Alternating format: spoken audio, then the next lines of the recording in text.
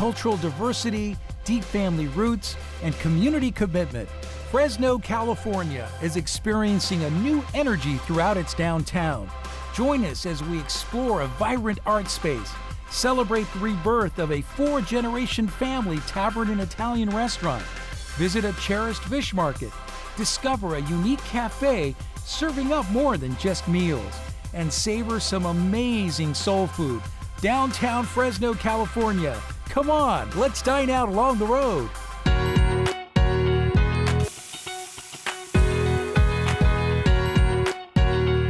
So good. Every town, every city has its hot spots and hidden gems. Join us as we travel the back roads and the main highways, sharing the untold stories behind the food, drink, culture, and notable people that make up these unique treasures. Come on, let's dine out along the road. Founded in 1950, the Central Fish Company is an all-encompassing seafood paradise, a fish counter offering a daily selection of fresh, quality fish, a market filled with a rich mixture of Asian food and cultural items, and a restaurant that prides itself on its tempura, teriyaki, sushi, poke, and fish and chips that take you to a whole new level of awesomeness. Central Fish Company, a Fresno tradition. After you, ladies. How many pounds of fish are you getting in a day? Oh, man. Oh, we sell thousands of pounds a day. Thousands of pounds. You know, our fish counter for no charge, you know, we'll take the fins off, we'll gut it, we'll scale it, you know, we'll skin the catfish. Wow. And however you guys want it. I notice you have a huge selection of shrimp. Yeah, all different sizes. Number one to make potato salad. Potato salad, shrimp. You mix some of that. Oh, wow. Yeah. That Shrimp and sounds potato really- salad, yeah. Yeah. My aunt makes that. Yeah.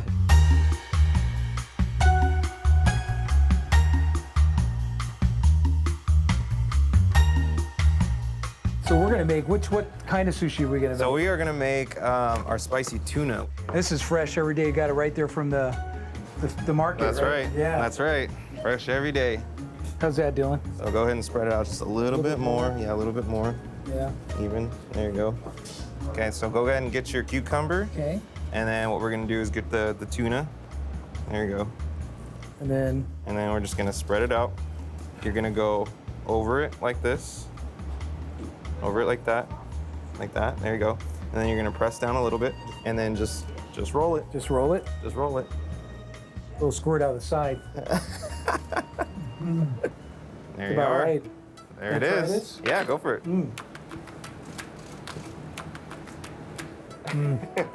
That's awesome. There you go. Good That's job. really good. Good job.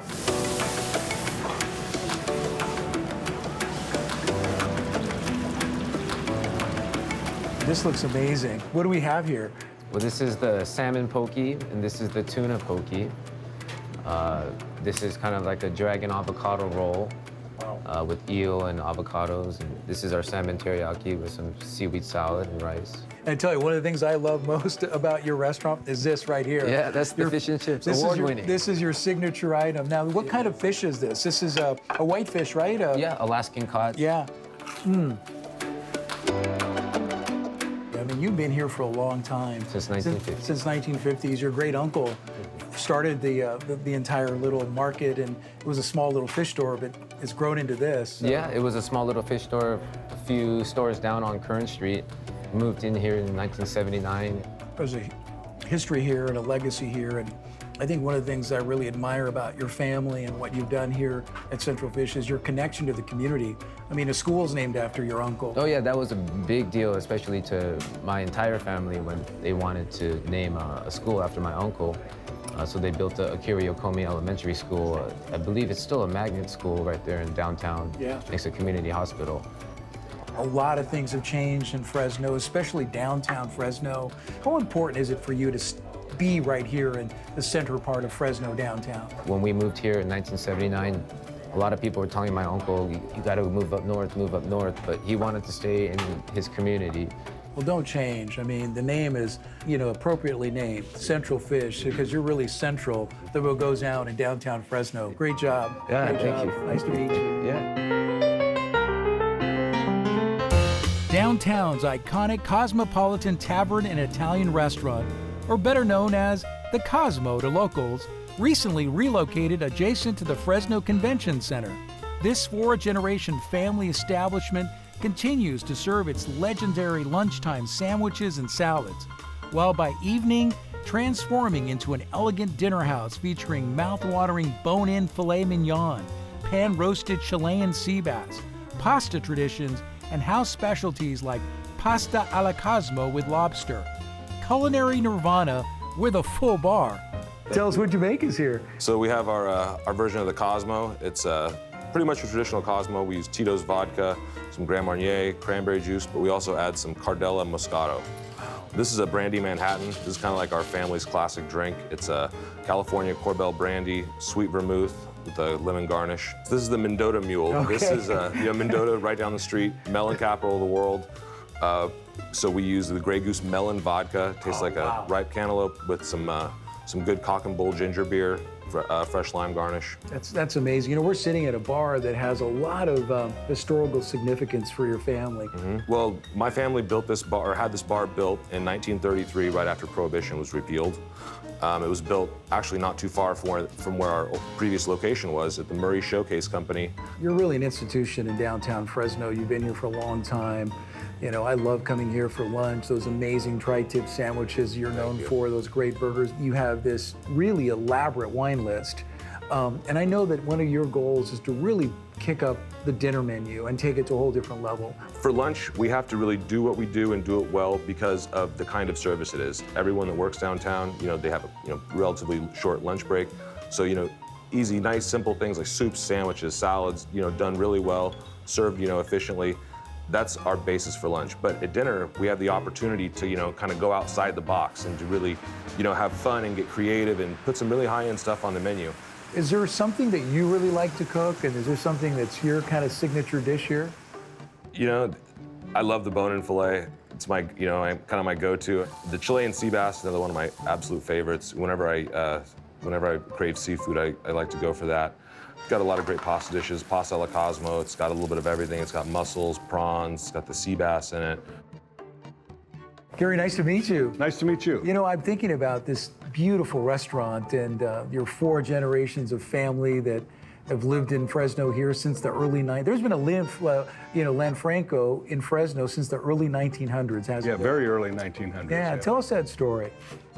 My great uncle, his name was Sam Lanfranco.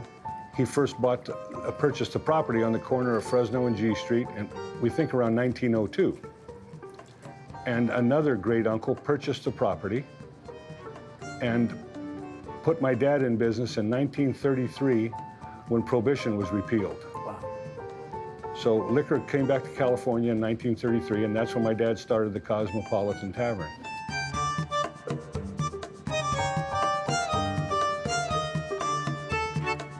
Cosmo belongs downtown. I mean, there is no other place for it downtown, but I would imagine you're being lured and during the transition to go somewhere else. Why was it important for you to keep it here? Well, several reasons. One of them was that I wanted to own the property. I didn't want to rent. Well, to go north of town, I certainly couldn't afford to buy that expensive property over there. And second of all, and maybe the most important, we have a customer base here. After all these years, we've got a customer base, and we thought we would stay here, and it worked out. It worked out. It's just a place for us to be. Wow. It's good cold water lobster, and that's Chilean sea bass. Oh, that risotto with that lobster is just a beautiful marriage. That's so perfect. Really good. Wow. Wow. It's a great piece of meat. Oh my gosh. That is so tender and so delicious. But the sauce is out of this world. Yeah, Salud. Salud. Down-home comfort food or soul food with heart. No matter what you call it, there's all kinds of crazy good food being served at Chef Paul's Cafe. For its legions of faithful fans, it's all about the home-style cooking, catfish, shrimp, and braised oxtails, and of course, the one and only Pinky's Fried Chicken. But don't forget the sides of grits, greens, and mac and cheese. When you're downtown, you're gonna make time to live the Chef Paul experience. What does soul food mean to you? You know, back in the day, the elderly women would get in the kitchen and they would sing from their soul as they were preparing this food. You know, they believed that the good Lord was going to answer prayers, and that they would sing Amazing Grace and different songs that meant something to them and their families that they would sing at the church. Yeah. My grandmother, she would talk about, well, let me get in here and make something, and my cousins and things would say, oh, Grandma getting ready to go in there and throw down some soul food. This was a picture that we had in our bar at home, and my wife decided that she wanted a mirror on this wall even prior to us opening. She says, I want this picture right here on the wall. And I thought to myself, what do you want that for? Because I have no intention of opening this restaurant up. We'll meet with some catering clients in here, but I have no intentions of opening this place up. She wanted it, so we did it. And I asked a couple of the homeless individuals down here if they knew somebody that could do this for me. They said, oh, we know somebody. Call this guy. So I called him up, and he came in and did what I believe to be a wonderful job. Tell us a little bit about this amazing cuisine you got here for us. Well, we have a smothered pork chop, which is an onion brown gravy, and we have the cornbread, my wife's signature cornbread. We have the jambalaya. It's a shrimp, chicken, and crab jambalaya, and which we sell quite a bit of it. That's delicious. There's a little spicy kick to it at the end. Spicy Cajun. That's so good. Next. I love it. Then we have the signature fried chicken, which we talked about earlier. That my wife, that's my wife's recipe, and we sell a lot of that. Yeah, the white pinky. Yes. Yeah. And we have the collard greens and the yams, and then That's fantastic. we also, when you talk about the sweet and savory, we also have chicken and waffles that we sell. And this over here is This is a grilled salmon with a light garlic lemon sauce. wow. Then we have That is different. Yeah. That is different. Tangy and almost a little citrusy. Lots of garlic in there, Lots of garlic. which I love. I can bathe in garlic. Yes, That's good. I love That's garlic. delicious, Chef. Then we have our signature stir-fried vegetables, which people love. You know, the fried chicken with that collard greens, just delicious and smooth, and cornbread. I mean, that's the essence of Southern comfort food right there, isn't it? I think so, you know, but you know, there's a lot of parts to Southern comfort food. You know, it depends on which region you're from. Right. Or, you know, Right. there's a lot of variables. Yeah. You know, like some people like the oxtails. We sell probably, we actually sell about 12 cases of the chicken wings a week. When we run the specials, the jambalaya, we can't keep enough of it. I tell you, I love your soul food, but I love your soul better. Thank you. So nice to meet you, Chef. The Thank pleasure's you. all mine. We appreciate you also. Walk into Kids Cafe and you know you hit upon something pretty incredible. Bright smiles, vibrant artwork, and health-conscious food. Soups, salads, sandwiches, all fresh and tasty. But it's more than just an appetizing meal and gourmet coffee.